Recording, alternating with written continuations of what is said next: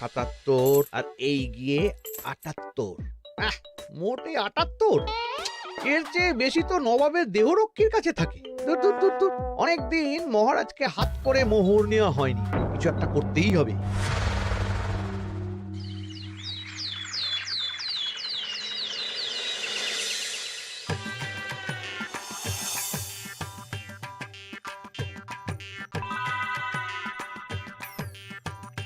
কই গো, কিছু কি ঠিক করলে? রাজকুমারের জন্মদিনে কি উপহার দেবে? হ্যাঁ গো, পেয়েছি, এই দেখো। উমা, এই যে তোমার ছোটবেলা সোনার আংটিখানা। হ্যাঁ গিন্নি, ঠিক ধরেছ। যেটুকু যা গয়না ছিল সবই তো দেওয়া হয়ে গেছে, নহে বিক্রি হয়েছে। আর তো কাউকে কিছু দেওয়ার নেই, তাই ভাবলাম এটাই উপহারে দিই। সে ভালো ভেবেছো। বেশ, আসি তাহলে, ওদিকে সবার দেরি হয়ে যাচ্ছে গিন্নি।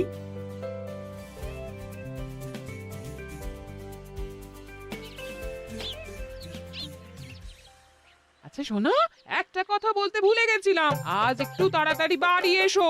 শাড়িওয়ালাকে আসতে বলেছি দুপুরে। আবার শাড়িওয়ালা কেন? আরে তুমি ভুলে গেলে, সামনে আমার বোনদির বিয়ে, তার জন্য নতুন শাড়ি লাগবে না গো। একমাত্র বড় মাসির মেয়ে বলে কথা।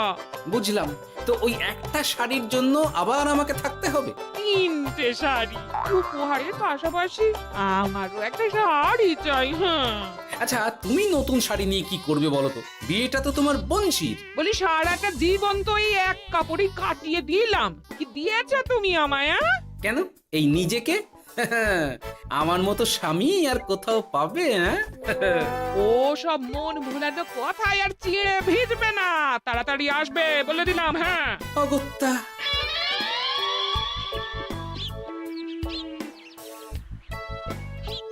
দূর, গিন্নিরও যত কথা সব বেরোনোর সময়। আবার তাড়াতাড়ি ফিরেও আসতে হবে শাড়ির জন্য। দেখি মহারাজকে বলি অগ্রিম বেতনের জন্য, না হলে তো শাড়ি কেনা যাবে না। তাও একটা হলে হতো, কিন্তু এনাকেও দিতে হবে। আসলে সত্যিই তো, গিন্নি আমার কত যত্ন আত্তি করে, কিন্তু তাকে আজ পর্যন্ত তেমন কিছু উপহার দিতে পারেনি। না, গিয়ে বলি।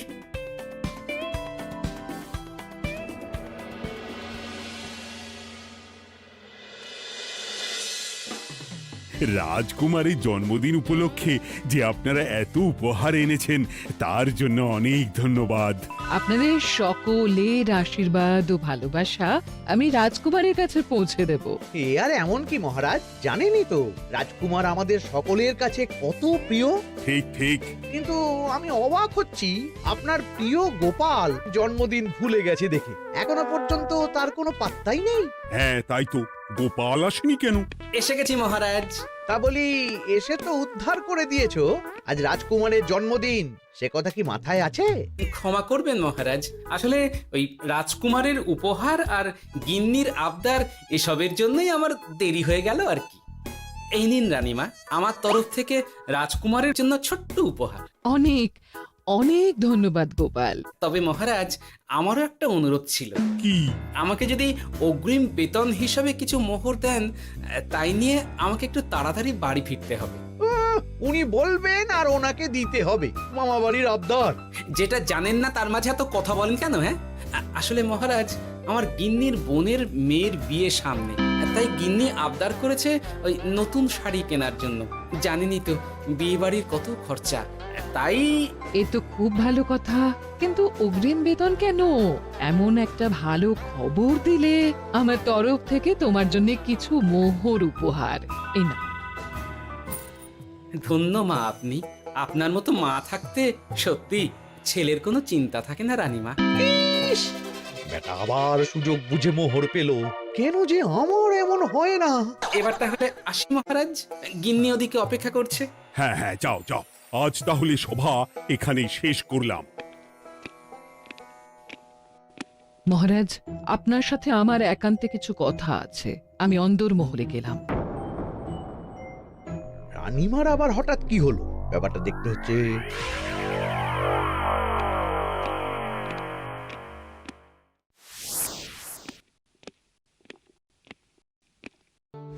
আজ আমি বুঝতে পারছি আপনি আমাকে একদম ভালোবাসেন না মহারাজ। ও কি কথা বলছো রানী? একদম ঠিক বলছি। নিজের গিন্নির আবদার মেটানোর জন্য গোপাল কত ভাবে, নতুন শাড়ি কিনে দেবার জন্য অগ্রিম বেতন অব্দি চাইলো, আর আপনি? আমি তো রাজা, আমি কেন বেতন চাইবো? সেটাই তো, রাজা হয়েও আপনি কখনো এমন কিচ্ছু করেননি, কিচ্ছু না। আহা, রাগ করে না। আমি তোমাকে সব থেকে সুন্দর শাড়ি উপহার দেব, একেবারে সোনার সুতোর কাজ করা মুক্ত বসানো শাড়ি। এমন শাড়ি কেউ কখনো দেখেনি। ও মা, সত্যি? আচ্ছা, এই ব্যাপার। গোপালের কথা শুনে এবার মহারাজ ও রানীমাকে উপহার দেবে? ধুর, আমারই ভাগ্যটা খারাপ।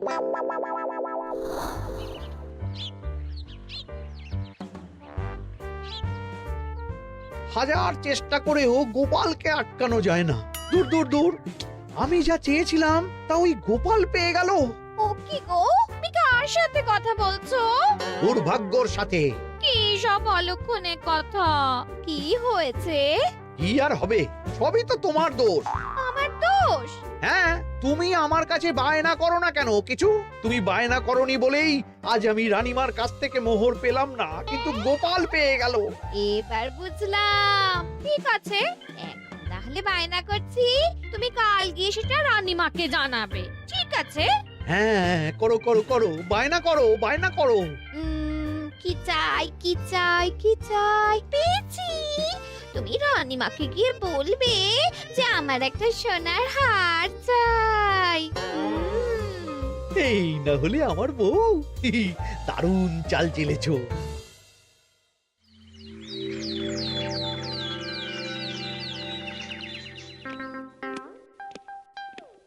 কি গো মন্ত্রী, আজ যে তুমি দেরি করলে বড়। আগে মহারাজ, আমাকে সময় নিয়ে শোনাতে শোনাতে মন্ত্রীমশাইয়ের মনে হয় নিজেরই সময় জ্ঞান খারাপ হয়ে গেছে। তুমি থামো তো মহারাজ, আমারও খুব বড় একটা বিপদ হয়ে গেছে। একমাত্র রানীমাই আমাকে বাঁচাতে পারবেন। আমাকে একটু ওনার সাথে দেখা করার অনুমতি দিন মহারাজ। কিন্তু তোমাদের রানীমা তো এখানে নেই। আসলে জানোই তো যে কুমার অনেক দূরে থাকে, তাই গতকাল রাতেই রওনা দিয়েছে। সে কি, রানীমা নেই? এবার কি হবে আমার? কেন কেন কেন, কি হয়েছে? আসলে মহারাজ, আমার বউ আমার কাছে সোনার হার গড়িয়ে দেওয়ার বায়না করেছে, তাই আমার। বুঝেছি বুঝেছি, চুপ করো তুমি। এখন তোমাকে মোহর দিতে পারবো না। কেন মহারাজ? পরের মাসে দিতে পারবো। আসলে তোমাদের রানীমাকে সোনার সুতো দিয়ে কাজ করা এক শাড়ি উপহার করেছি সদ্য, যার জন্য অনেক খরচ হয়ে গেছে। তাহলে আমার সোনার হার পরের মাসে গড়িয়ে দিও। এটা তো ঠিক না। গোপাল আপনার প্রিয় বলে যখন যা চায় তখনই সাথে সাথেই পেয়ে যায়, আর আমার বেলায় এমন। এমন কোনো ব্যাপার নয় মন্ত্রী। মহারাজ, আপনি বরং আমাকে দেওয়া মোহরগুলো আমার অগ্রিম বেতন হিসেবে ধরুন, না হলে মন্ত্রীমশাই এমন অভিযোগ বারবার করবেন।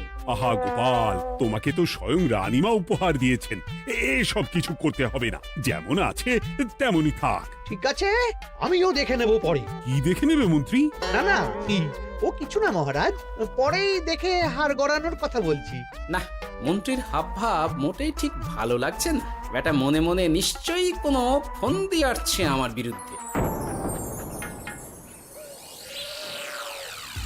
কিছু একটা করতেই হবে। গোপালের ওই মোহর উপহার পাওয়াটা আমি কিছুতেই মেনে নিতে পারছি না। একটু মাথা খাটাই, একটু মাথা খাটাই। উপায় পেয়েছি। আমাকে এখনই নবাবের কাছে গিয়ে মহারাজের নামে বলতে হবে।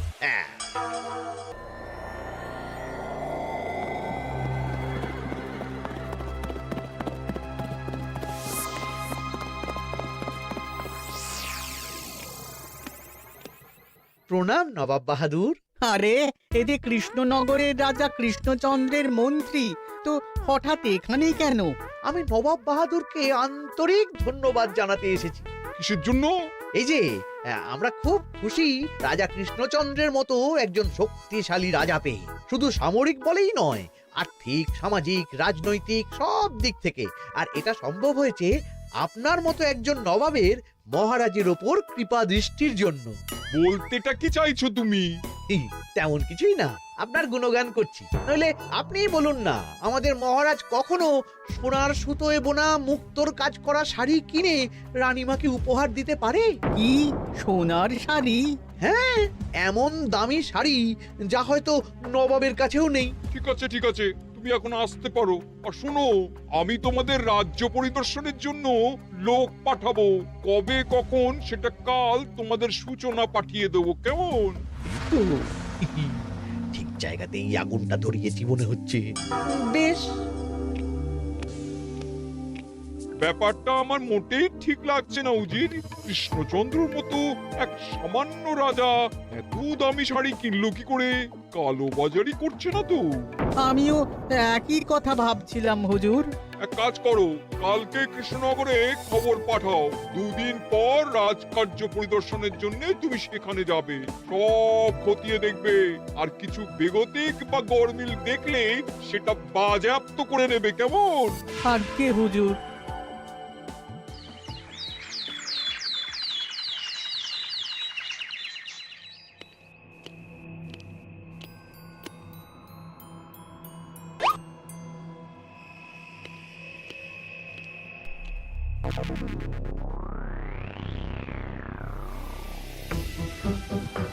কি হয়েছে মহারাজ? কার চিঠি? নবাবের রাজকার্য পরিদর্শনের জন্য লোক পাঠাবে 2 দিন পর। এতে চিন্তার কি আছে মহারাজ? চিন্তার বিষয় আছে। নবাব আমার রাজকোষের হিসাবও মিলিয়ে দেখতে চায়। কোনো একটা ভাবে নবাবের কানে আমার সোনার শাড়ি কেনার কথাটা চলে গেছে, তাই সন্দেহ করছে। সে কি কাণ্ড! নবাবকে তো চিনি, ভুল ধরার কোনো সুযোগ ছাড়বে না। আর চিঠিতে পরিষ্কার লিখে দিয়েছে, হিসেবের একটু এদিক ওদিক হলেই সে সব বাজেয়াপ্ত করে নেবে। হায় কপাল, এ সব হয়েছে গোপালের জন্য। অমনি শুরু করে দিলেন। আচ্ছা, আমি আবার কি করছি বলুন তো? তুমিই তো করেছো। সেদিন যদি তুমি তোমার গিন্নির শাড়ি কেনার কথাটা রানীমার কানে না তুলতে, তাহলে রানীমাও মহারাজের কাছে শাড়ির জন্য বায়না করতেন না, মহারাজও সোনার শাড়ি কিনতেন না, আর নবাবও জানতে পারতেন না। একদম ঠিক কথা বলেছ মন্ত্রী, সব দোষ তোমার গোপাল। মহারাজ, আপনি এমন বলছেন? হ্যাঁ বলছি, কারণ এটাই হয়েছে। দুশ্চিন্তায় এখন মাথা খারাপ হয়ে যাচ্ছে আমার। আমি জানি না তোমার জন্য আজ অব্দি এমন বিপদে কবে পড়েছি। এবার তোমাকেই এখান থেকে বেরোনোর উপায় বের করতে হবে। আর যদি তা না করতে পারো, তাহলে আজ পর্যন্ত তোমাকে যত মোহর উপহার দেওয়া হয়েছে, সেই সব উপহারের মোহর ফেরত দিতে হবে। সব মোহর যে প্রায় খরচ হয়ে গেছে মহারাজ, আবার আমি কোথা থেকে পাবো? সেটা তুমি জানো। এইবার গোপাল ভালো মতো জব্দ হয়েছে। এ যে লঘু পাপে গুরুদণ্ড। গোপাল পড়ল ফাঁদে। এমন দেখে মন্ত্রী হাসে আর আমার মনটা কাঁদে।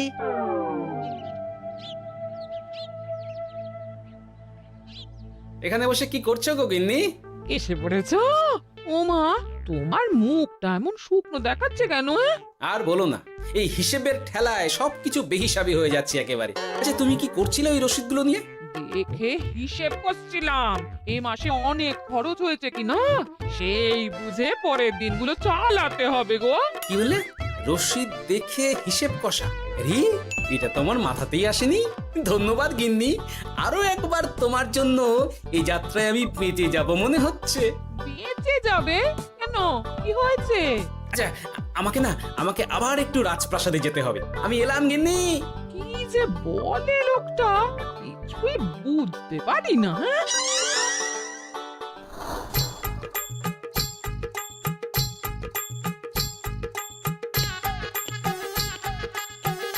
আসতে পারি মহারাজ? এ কি গোপাল, তুমি? আর কোনো চিন্তা নেই মহারাজ, নবাবকে হিসেব বোঝানোর উপায় পেয়ে গেছি। কি বলছো?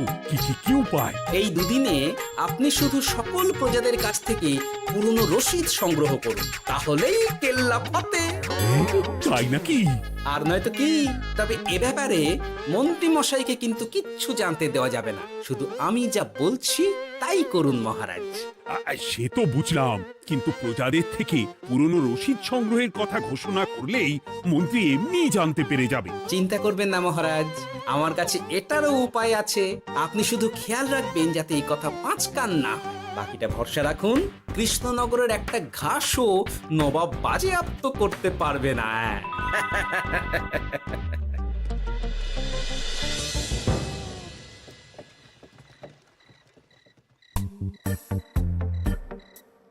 গোপাল দাদু, আমরা সব চলে এসেছি।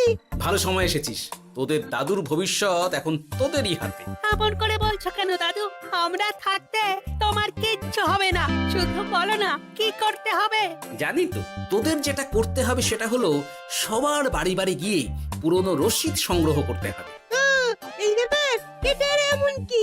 কিন্তু কেউ যদি জিজ্ঞাসা করে কেন চাইছি, তখন বলবি যে ওই গোপাল দাদু ওই টোঙা বানাবে বলে পুরনো কাগজ চাইছে। আচ্ছা, আমরা এক্ষুনি নিয়ে আসছি। যাক, প্রথম ধাপ হয়ে গেল, এবার পরের ধাপের প্রস্তুতি। যাই, একবার বরং বিজ্ঞানীর কাছ থেকে ঘুরে আসি। বিজ্ঞানী, ও বিজ্ঞানী, বাড়ি আছো?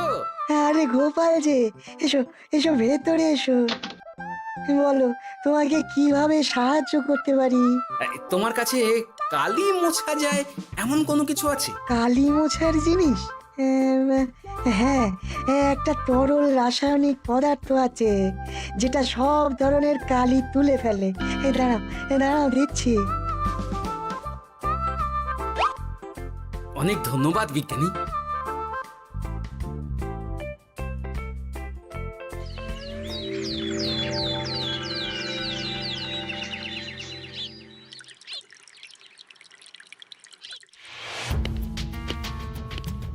আসুন আসুন, আপনার জন্যই তো অপেক্ষা করছিলাম। তাই নাকি? এতটা পথ উনি এসেছেন, আগে ওনার জন্য শরবত ও মিষ্টির ব্যবস্থা করি। এই যে মহারাজ, আমি জল মিষ্টির ব্যবস্থা করে এনেছি, এটাও সাথে নিন। এটা কি? কেন, হিসেব ভোলা ময়রা পাঠিয়েছে এই মিষ্টি ও শরবতের দাম। এর মধ্যে এই কাজের সাথে যুক্ত ভোলা ময়রা আর তার পরিচারকের পারিশ্রমিকও যুক্ত আছে। হ্যাঁ, আসলে আমাদের মহারাজ তো প্রতিদিনের খরচ খুব হিসেব করে চলেন, তাই। ও, আমি একটু বসবো? নিশ্চয়ই, ওই তো ওদিকে বসার জায়গা। আপনি কি হাওয়া খাবেন উজির সাহেব? তাহলে রশিদে ওটাও যুক্ত করব। মস্করা হচ্ছে? আহা, রেগে যাচ্ছেন কেন? আপনার সাথে মস্করা করার মতো স্পর্ধা আমার নেই উজির সাহেব। আসলে মাসের শেষ তো, তাই একটু বেশি হিসেবে চলতে হচ্ছে আর কি। আমাকে হিসেব দেখাচ্ছ? আর রাজা কৃষ্ণচন্দ্র যে সোনার সুতোয় বোনা শাড়ি কিনতে পারলো, সেটার হিসেব কোথায়? একটা সামান্য রাজা এত অর্থ পায় কোথা থেকে? এ আবার কেমন কথা? মহারাজ যা কিনেছেন সেটা তো তার জমানো অর্থ দিয়েই কেনা। আমি বিপথে কোনো কাজ করি না। সেটা তো রাজকোষের হিসেব দেখলেই বোঝা যাবে। শুনে রাখো গোপাল, একটুও যদি হিসেব এদিক ওদিক দেখি না, তাহলে সব বাজেয়াপ্ত করে দেব। কোনো চালাকি নয়, কোনো চালাকি নয়। বেশ, তবে করুন হিসেব। আমাদের কাছে কিন্তু সব কিছুর রসিদ আছে। কই গো, আনো সব, আনো আনো।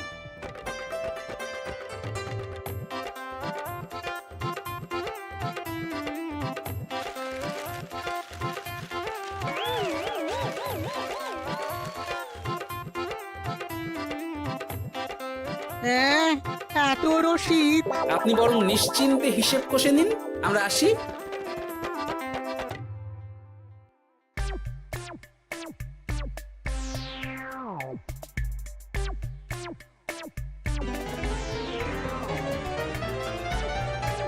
বাবারে, এত হিসেব কষে কষে তো মাথা ঝিমঝিম করছে, খিদেতেও পেট চুই চুই করছে।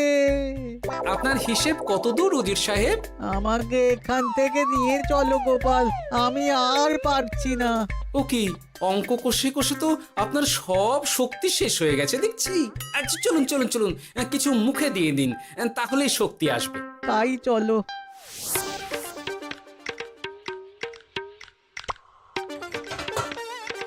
নিন, এটা হলো দুপুরের খাবার, আনাজ মশলা, এমনকি রান্নার ঠাকুরেরও পারিশ্রমিকের হিসেব। এবার আমি পাগল হয়ে যাব। আমি আর কোনো হিসেব দেখতে চাই না।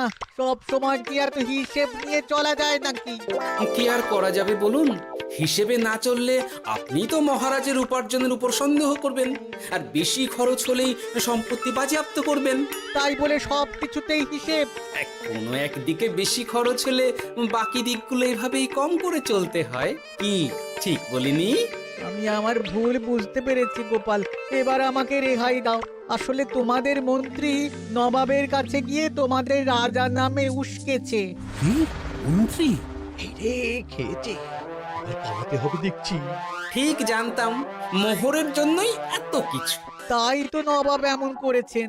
বেশ, এবার আমি ফিরে গিয়ে নবাবকে সব জানিয়ে দিচ্ছি। সত্যি গোপাল, তোমার তুলনা হয় না।